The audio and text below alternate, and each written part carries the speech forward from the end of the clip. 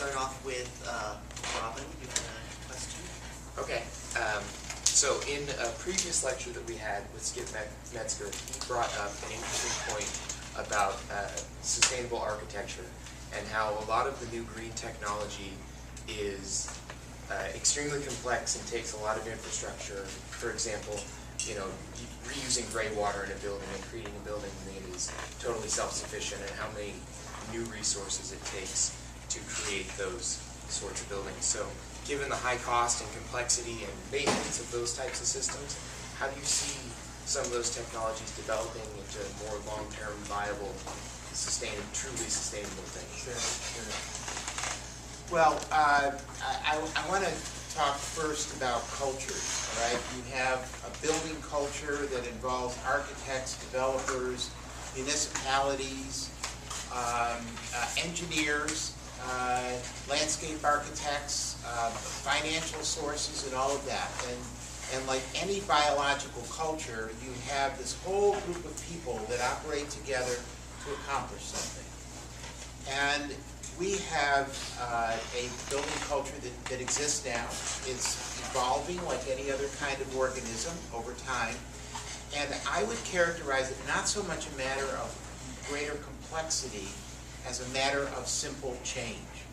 We have a way of doing business that is the established routine, and a lot of that has been evolved most significantly over the last 60 years as far as especially the things that landscape architects deal with.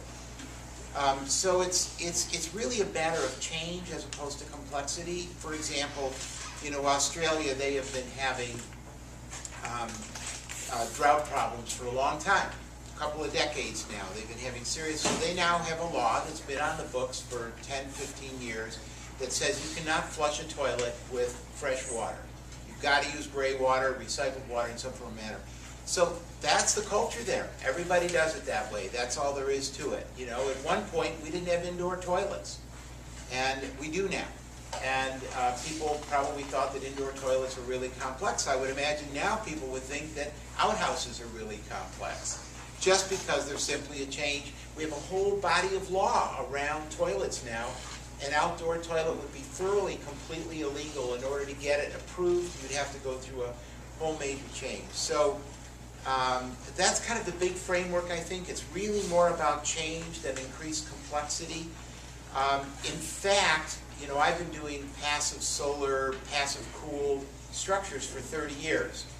And what I have found is that those passively conditioned structures are in fact immensely simpler than the really complicated blowing air and, you know, having control systems and worrying about whether or not the windows are open. For example, we have the windows open right now and we've got the air conditioning system on, all right? And in my opinion, fixing that is relatively complex, you know? And so we have all of these disconnects in the existing culture that we have. So it's really a matter of perception and where you are and your understanding of the world, and we're changing. And that's one of the exciting things about green design, is that it's really about changing the culture, inventing new things, usually, if you're doing it right, simpler ways to do things. That actually kind of leads into a question I had. I know your firm deals a lot with community involvement and outreach for your projects,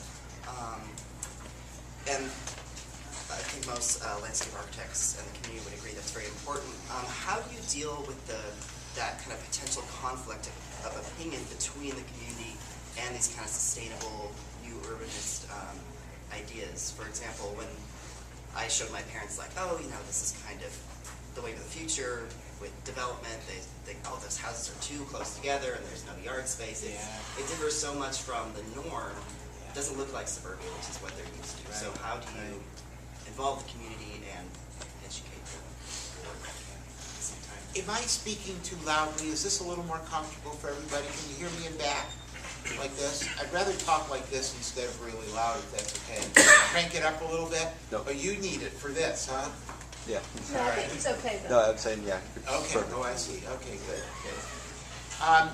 Well, first of all, I'd like to say that there are a lot of people that do understand these new approaches to building cities. And when I say new, I'm talking relative to the last 50 or 60 years, because most of what's happening in new urbanism and higher density and all of that is the way cities were built for the history of civilization, literally.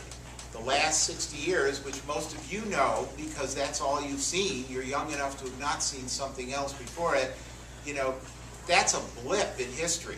It's a complete anomaly in the course of human affairs. So we're really, you know, talking about doing things that have been done this way forever. So we do run into conflicts. It's not uncommon. We do a lot of affordable housing. That's a real challenge as well. But density is commonly a problem.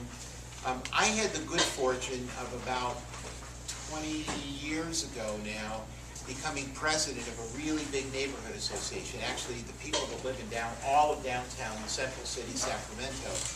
And it was a big group, very aggressive, very capable. So I learned what they cared about. I watched how people, and this is important, to be involved in community associations like that helps you learn this side of it, because you do have to deal with it as a professional. It's a reality. And watched how people that felt powerless were really aggressive because they felt like they didn't have access to it. You know, and that's standard human behavior. And so I go into those environments where there's potential conflict, one with a belief that people have a right to participate in the design of their community, and that I learn something, no matter what venue it is.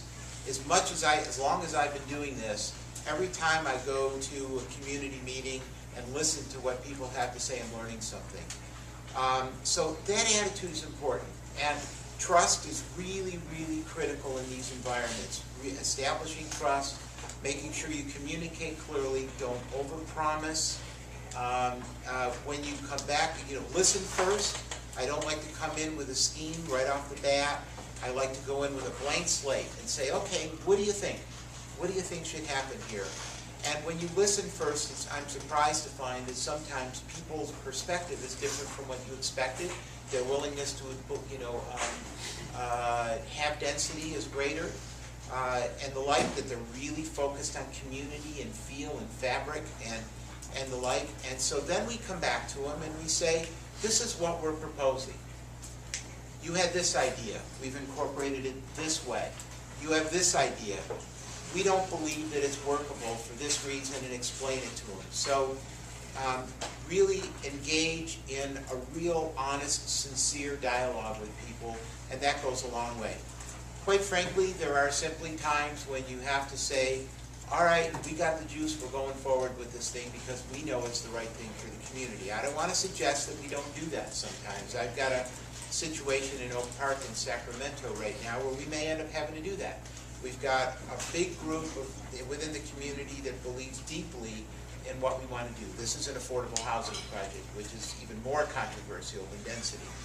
And then we've got, quite frankly, a whole bunch of new gentrified people that have moved into this relatively, well, this low-income community that are saying no affordable housing. They're right in that there's already a lot of affordable housing in this neighborhood, but they're wrong in that if we don't do something at this corner, it's going to be a blank hole for another 15 years.